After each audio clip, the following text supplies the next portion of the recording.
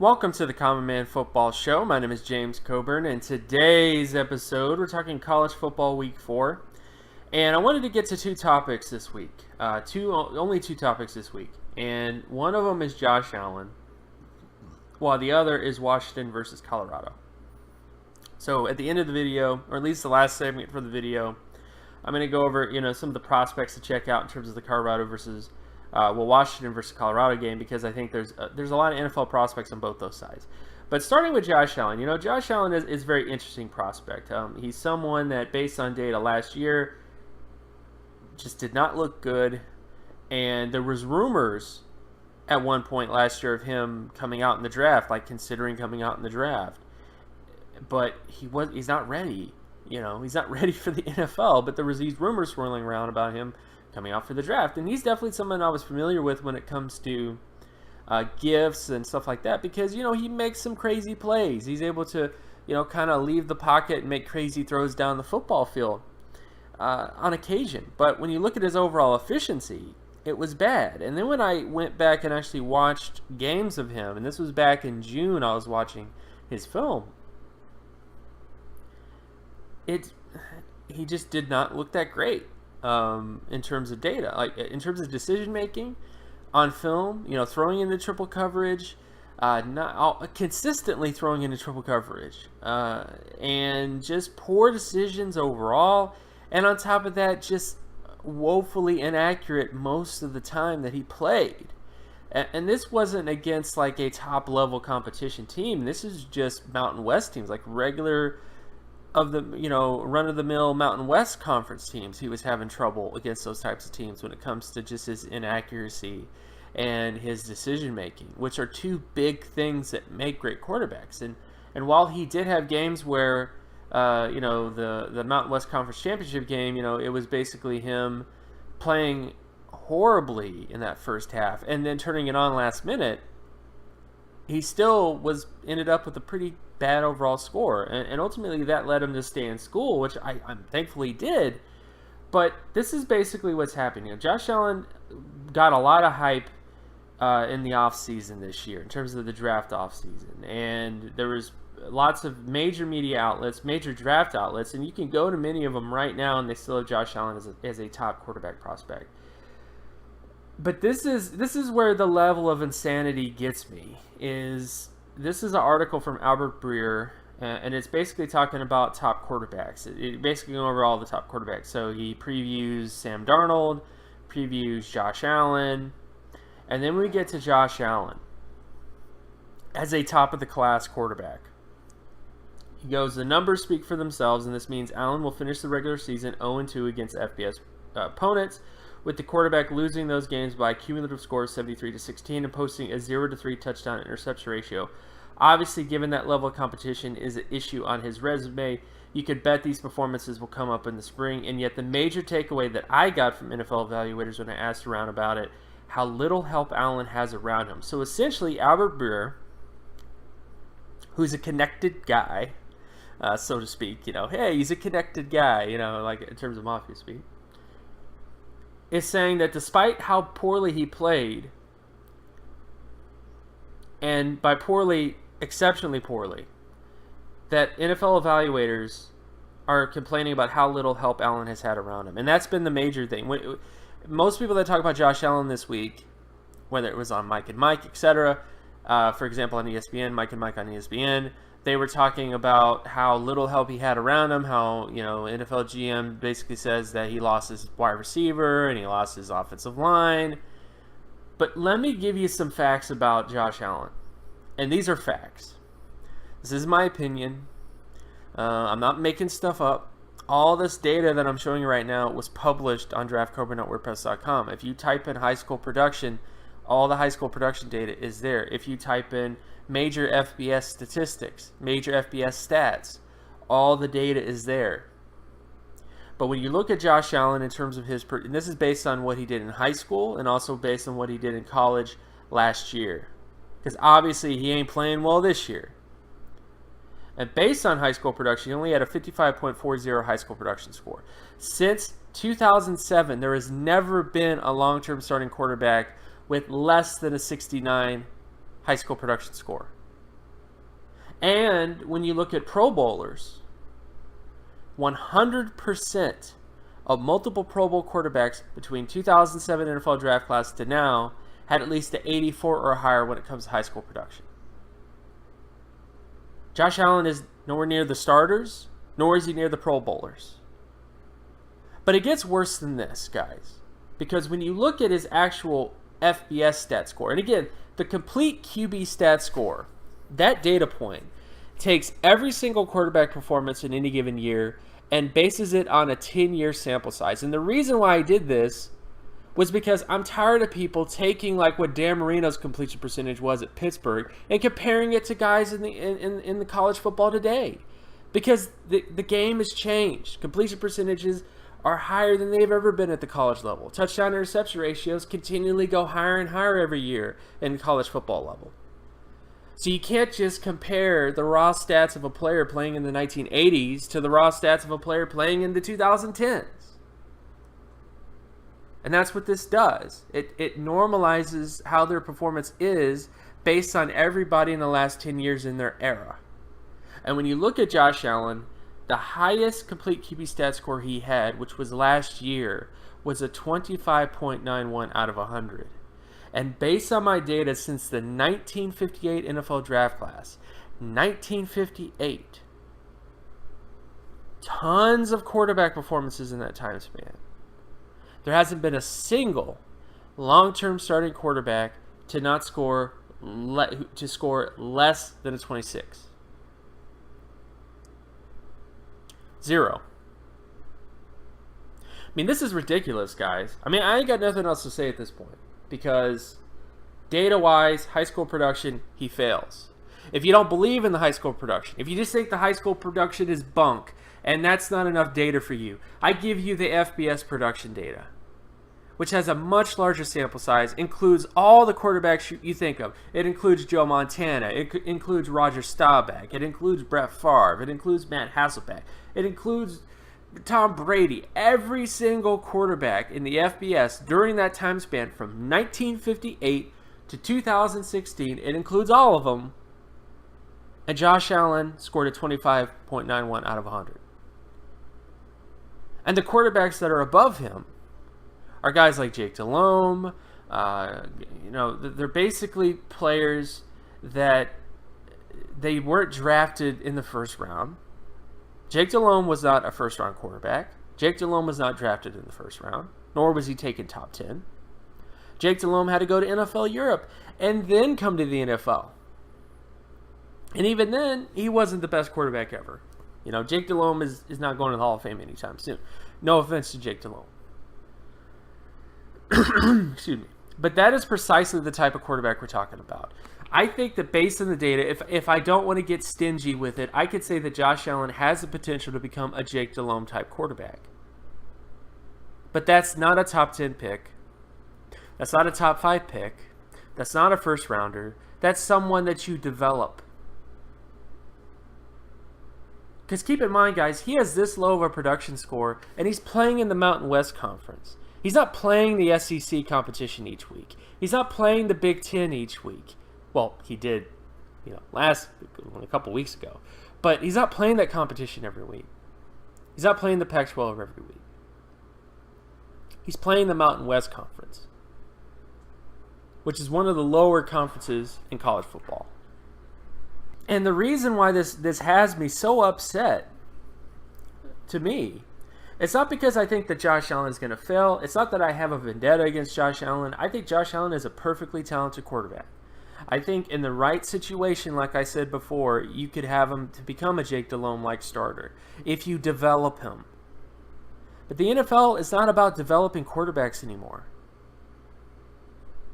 Because the thing is, what people don't like to admit, and what data bears out most often, is the players that are most prepared to produce in the NFL usually end up producing in the NFL.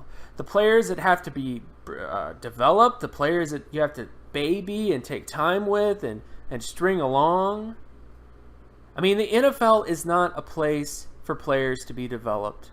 The NFL is not a place, it's not a safe haven. You get you get better NFL coaching. You know, everybody talks about NFL head coach. Oh, you get better coaching. You go to the NFL and you're with NFL head coaches. NFL coaches do spend time helping guys out. But the problem is that NFL head coaches, their job is not to develop you. They have multiple jobs. Their job is to win the game that they have this week. Their job is to game plan. Their job is to rally, basically manage all these players that they have to deal with. Every single player, they have to manage these players. Their job is also to get you to learn the scheme. You have to learn the scheme. You have to learn the playbook before you even get on the football field to even improve things that have nothing to do with the scheme. That's how bad Josh Allen is. He's not to a level of competency. He has to fix things other than the playbook before he even sees the football field. Because again, when you go to the NFL, being raw is not an advantage. Being a guy who's just not ready for the NFL is not an advantage, because you're going up against some of the best players in football when you get to the NFL. These players already know who they are, they already know what they're good at, and they've been working at it for a very long time. And this is not a place for a guy to get into this type of environment who doesn't know what he's doing and just succeed. It doesn't work that way. It just flat out doesn't work that way. And Josh Allen is not ready for the NFL.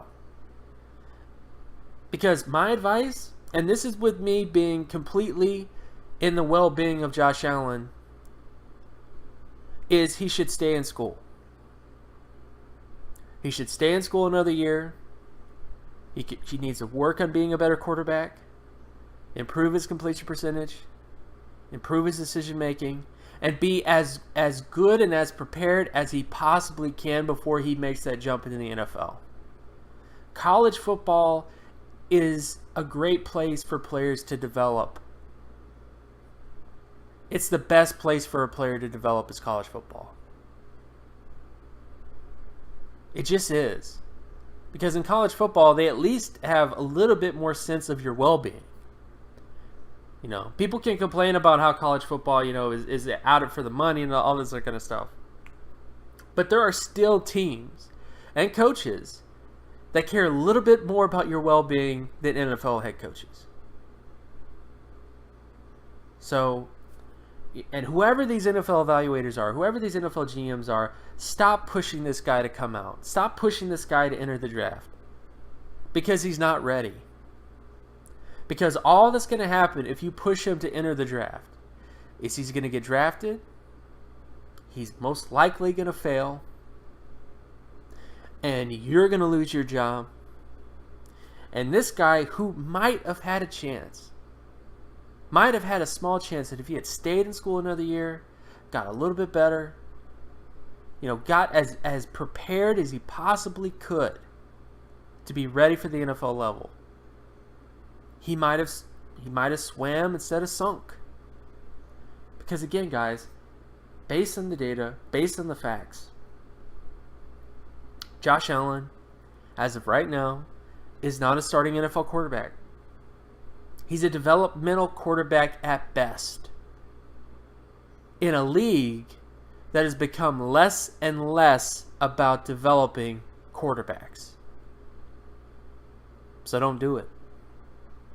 It doesn't matter what Kuiper says. It doesn't matter what some other media outlet says. It doesn't matter if an NFL GM is calling you up and saying, "Oh yeah, we're thinking about drafting you. We really want you. We really want you." That type of thing, because the film doesn't lie. The film doesn't lie. The data doesn't lie. And even if you do get drafted relatively high, all you're out is a paycheck. You're not out to actually get something a little bit more than that, to actually become a starting NFL player, a long-term starting NFL player, to actually make a mark with your name instead of just being like everybody else who just kind of flames out in the NFL. So, that's my advice to Josh Allen. Stay in school. get better as a quarterback, and go from there. And whatever any agent or head coach or NFL evaluator or whatever, whoever is in your ear telling you, oh yeah, come on, you'll be a top 10 pick, no matter what. You'll be a top 2 pick no matter what. Yeah, you'll probably get drafted day 2 no matter what. Don't listen to them. Because you're not ready. Period. Based on how you're playing, based on how you played last year, based on how you're playing this year, you're not ready. And when you go to the NFL, you're going to be in for a rude awakening. That NFL coaches don't care about how far along you are in your development. They care about winning football games. And you're not going to win a lot of football games at the NFL level if your completion percentage continues to be what it is right now, and if your touchdown to interception ratio continues to be what it is right now. Period.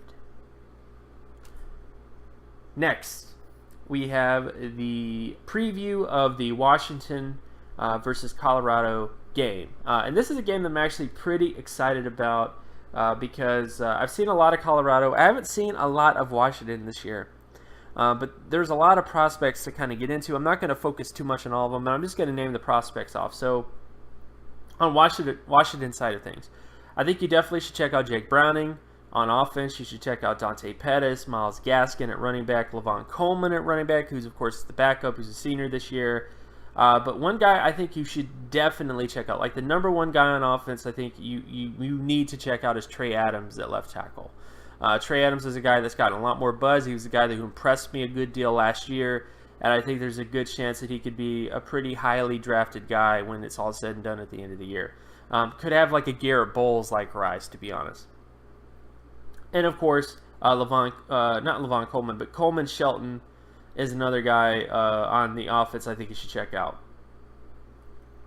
And of course, on defense, you have Vita Vea, who has improved a bit when it comes to solo tackle data. So that's one thing I'll praise him about, is he has improved in terms of getting solo tackles for the most part. And again, most nose tackles, the big thing is solo tackles. Not so much sacks, not so much TFL. It's getting a lot of solo tackles. And so far, he's done pretty well in terms of that.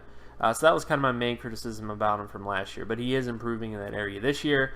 Of course, Azim Victor, of course, is a linebacker that I think a lot of people are familiar with as well. Keyshawn Breer is another guy that you should check out. And for the most part, that's the defense. They do have other DBs, they do have other safeties, but I would say those three defensive players, especially Vita Vea. In fact, the top two players that you have to check out on Washington's side is Trey Adams and Vita Vea. I think both those guys in the trenches are guys that you should definitely check out, because I think you'll be very impressed with them overall. Then, of course, when we get to the Colorado side of things, in terms of offense, I mean, Phillip Lindsay at running back is a running back I've been very impressed with this year. Very good in terms of receiving, very good in terms of pass protection, and I think he could be a really good value at the end of the year in terms of like a day 2 kind of running back prospect, because he's just been really impressive this year. Also, their wide receivers, Shea Fields is a very fun wide receiver to watch, and also Bryce Bobo is a really fun wide receiver to watch. Both these guys, I think, are more so day 3 kind of guys, but I do think that they're guys who are, they know what they're doing in terms of routes. I think they're both very shifty, and I think they're very tough as well. So those are 2 wide receivers I think you should check out. When you get to the defensive side of the football, the number 1 defender on the defensive side of the field, of course, is Isaiah Oliver at cornerback.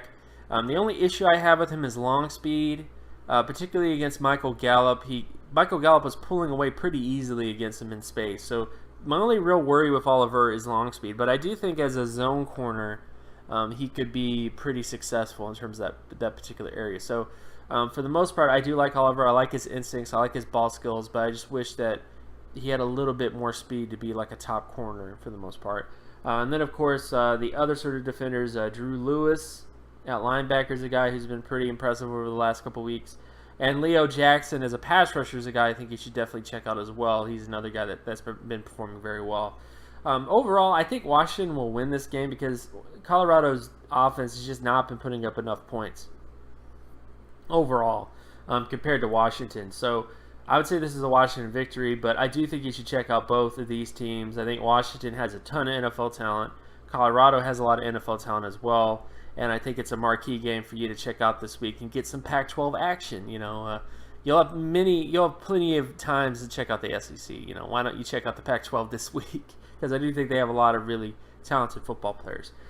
So, of course, my name is James Coburn. You can find my work at draftcoburn.wordpress.com. You can also follow me on Twitter at Geometrics. And if you like this content and you want more content like this, be sure to leave a like and subscribe. Share this video as well with anybody that you know, and I'll talk to you guys in the next video. Peace.